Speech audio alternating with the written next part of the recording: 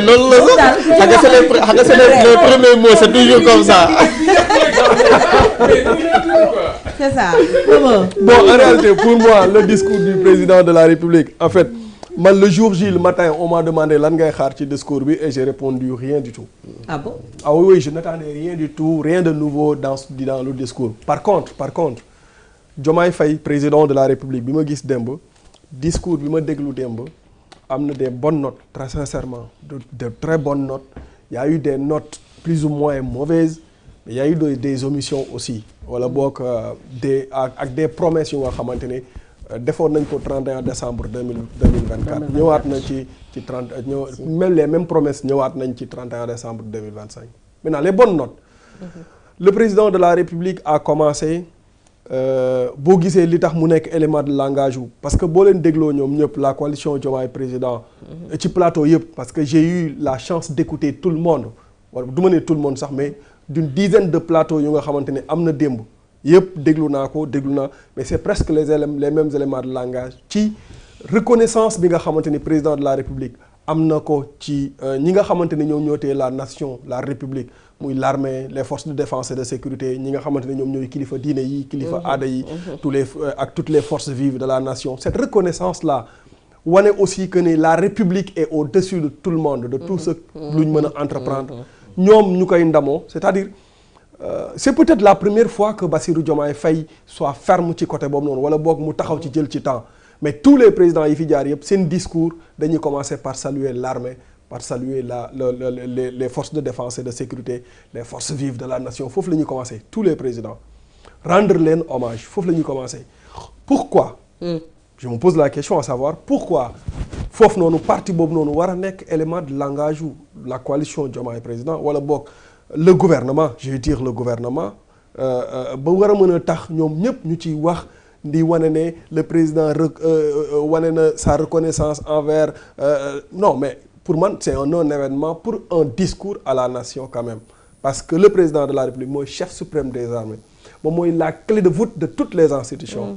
Donc suy def déclaration à la nation loolu dafay bokk par force ci biir li nga xamante ni moom mooy déclaration à la nation bi.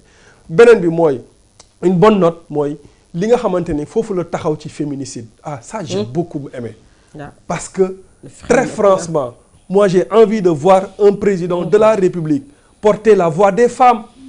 Peut-être bu dinañ ci ñëw parce que parti boobu pour moi il faut qu'on en parle parce que ce qui s'est passé en 2025 avec les femmes pour moi c'est jar na taxaw seetluwaat pour les femmes qui sont en prison, pour les femmes yi nga xamante ne ñu ngi leen di violer, pour les femmes yi nga xamante ne ñu ngi leen di faat, pour les femmes victimes de violence. Pour man wax bi mu ci wax cela veut tout simplement dire que bàyyi na xel ñaxtu yi nga xamante ne ñu ngi koy ñaxtu en faveur des femmes mais aussi dignité li nga xamante ne moom mooy dignité femme.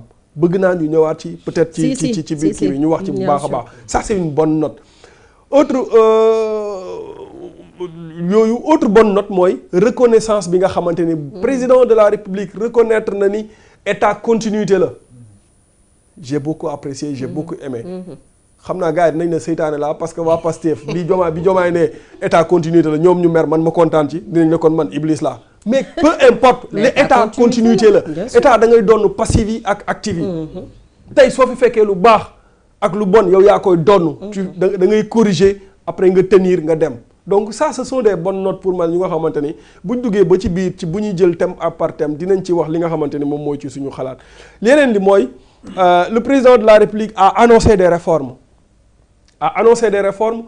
loolu laay wax des notes plus ou moins mauvaises parce que au moment où le Sénégal dafa nekk ci problème yi nga xamante ni moom mooy des crises économiques yu intenses pour man annoncer des réformes judiciaires baax na mais daf ci waroon boole ay réformes économiques. daf ko ci waroon a boole d'autant plus que ñu ngi dem ci ay agropoles yu nga xamante ni ñu ngi koy créer bon waroon na def ay réformes waroon na annoncer ay réformes yu nga xamante ni suñu xel dina mën a dal au moins ci wala boog mu rassurer ñu ci programme bu bees bi nga xamante ni Sénégal mu ngi koy porter di négocier avec le FMI et le FMI qui a une nouvelle chef de mission.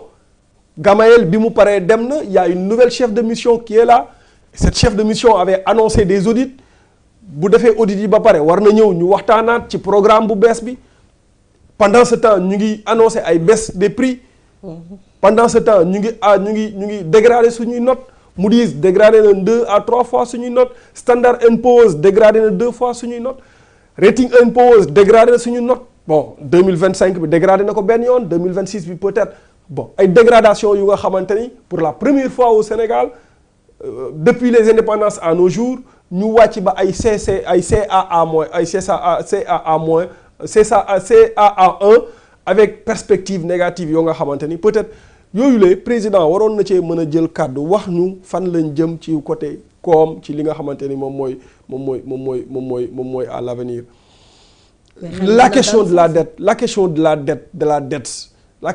dette cachée aussi, je n'ai jamais entendu le président le dire, mais comme c'est son premier ministre qui avait porté cette communication-là, ba mu indil ñu problème yi yëpp pour man bon mënoon na cee yëkkati kàddu loolu peut-être omission la ak li doyen Abdourahmane wax léegi ci immigration clandestine yeeg ak yi ni mel bon yooyu fàtte na ko mais réforme yi nga xamante ni annoncé na ko. muy réformer code électoral. Ouais. Pourquoi faire? Bu ñuy réformer donc d'abord CENI nous on a Sénat. Pourquoi CENI? CENI dépassé nañ ko depuis bu yàgg pour man. On n'a pas besoin d'avoir la CENI. Bon. Mais réformer code électoral pourquoi? Lan lañ war a réformer ci biir code électoral bi d'accord na mais lan lañ ci war a mën a réformer. Révision constitutionnelle on nous dit. Et les gens s'attardent sur ça fàtte nañ ne 31 décembre 2024 président de la République waxoon na ko le 3 avril xam nga le 4 avril discours à la nation le président waxaat na ko fii tamit révision constitutionnelle donc daaw diggoon nañu ko ren diggaat nañu ko. est-ce que du dafa war a nekk ci pratique dem carrément pour amal ko nag ndax jotul. non xam nga bi muy wax sax ci révision constitutionnelle daf ne am na loo xamante ni dafay tegu ci calendrier bi nga xamante ni moom lay dérouler. waxul ñu ci ban période la parce que yeneen réforme yëpp wax na ban période la mais révision constitutionnelle bi waxul benn période la parce que aussi bu ñu fàtte ni bon je ne sais pas révision constitutionnelle boobu peut-être bu ñu duggee ci réforme yi président annoncé fan lañ koy yóbbu référendum lay doon wala assemblée nationale lañ koy yóbbu quel que soit alpha révision constitutionnelle la et pourquoi faire la ñuy réviser ci constitution bi wax na aussi li nga xamante ni moom mooy cour constitutionnelle daaw ba ren mu ngi ñu koy dégg am na beneen bu bees bu mu annoncé mooy conseil supérieur de la magistrature mu réformer ko tuddee ko haut conseil de la justice xaw ma pourquoi il veut réformer le conseil supérieur de la magistrature ni mu taxawee dafa baaxul waaw wala déet ak d'autres choses yu nga xamante ni fàtte na ko te may nga fàttali na ko donc c'est un discours à la fin bu nga xamante ne sentir naa ci un président de la République zen un président de la République bi nga xamante ni pour la première fois ba mu prêter serment ba tey mu ngi taxaw reconnaître la gravité wala boog la lourde charge qui lui est confiée la charge du président de la République et ça me rassure quand un président de la République boobu ba léegi ma naan ko prends tes responsabilités c'est toi qui as prêté serment mu taxaw fàttali ne moom moo prêter serment. réalité pouvoir koy oui moom moo prêter serment devant Dieu et devant la nation. C'est lui qui a prêté serment, pas d'autre. C'est pas un groupe qui dirige, c'est lui qui... À la fin, c'est lui, président de la République, Bassirou Diomaye Diakhar Faye, natif d'Ndiaganiao, qui va rendre compte devant Dieu et devant la nation. Ça c'est sûr. Et moi, jàng na Al-Qur'an, jàng na hadith, yonent Yàlla Muhammad sallallahu alayhi wa sallam moo ne kullukum ra'in wa kullukum mas'ulun an ra'iyatihi. Ba mu paree xam nga lu mu ci njëkk a teg al imaamu ra'in njiit sàmm la. loolu tam tey dégg nañ ko ci benn discours. yàlla njiit yàlla bu demee di laajte ñi doon sàmm. njiit lay njëkk a laaj. teg Bassirou Diomaye Faye ne ko 2024 ba 2029 yow yaa nekkoon président de la République. c'est cette gravité de cette lourde charge bi nga xamante ni moom lañ ko teg. ba tax mu ni dara du nekk au-dessus de li nga xamante ni moom mooy la cohésion. parce que dama ko yàgg a wax li tax ma ciy taxaw mooy dama yàgg a wax ne président de la République c'est un jeune c'est notre génération à nous il a l'obligation de réussir pour que paa yi ñoom docteur Abdourahmane Maïga ñoom mën a dem retraite ñun ñu mën a ñëw pour postuler nekk président de la République mais s'il échoue paa yi ñooy ñëwaat carrément parce que paa yi dañ naan non bàyyi nañ leen ngeen doxal mais gis ngeen ni ngeen yàqee réew mi vous voyez donc pour nous il doit réussir sa mission benn ñaareel ba pour ses prédécesseurs yi nga xamante ni ñoom ñoo ko jiitu ñoom ñoo ko mag sauf peut-être Abdou Diouf mais jamonoy Abdou Diouf ak jamono ji du benn mais Macky Sall moo ko mag Abdoulaye Wade moo ko mag Senghor moo ko magoon bi mu nekk président de la République moom moo ci gën a nekk xale. donc dafa war a bàyyi te ñooñu dañ fay bàyyi lu mu dee ku nekk bàyyi na fi woy wu rafet te bàyyi nga fi ab empreinte. et moom il a l'obligation de faire mieux que. moo tax su taxawee fàttali loolu eh bien sama xel dafay dafay dal à 1,5%.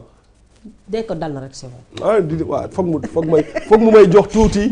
ay assurance non damay jox ay assurance may dem tuuti au fur et à mesure dina dal à 100%. non Keita defe naa déglu nga kenn ku nekk ni nga ko wax moom moo ngi wax sànq yaa ngi doon raytaan effectivement maintenant su fekkee da nga def observation selon ku nekk li mu wax ko defee ñu mën a dugg nag.